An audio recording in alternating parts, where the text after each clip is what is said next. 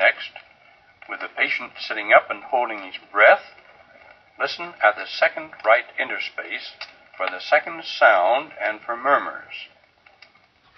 And in similar fashion, to the third left interspace and down along the left sternal border.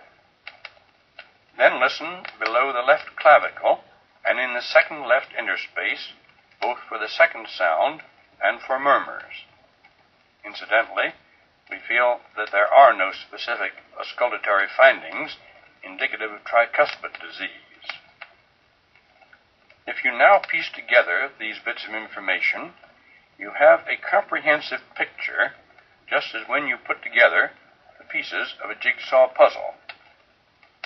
Third, another trick of the trade, well worth taking advantage of, is to use a large chest piece. Anyone who has used a 2-inch bowls would never give it up for the usual 1.5-inch diameter.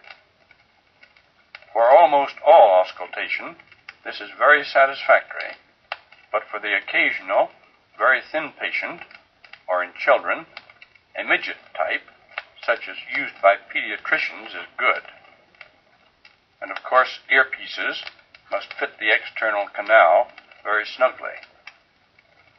Every man, of course, develops his own technique of examination, but the important thing is to not just put a stethoscope on a patient's chest and listen, but to seek out specific findings and to piece them together.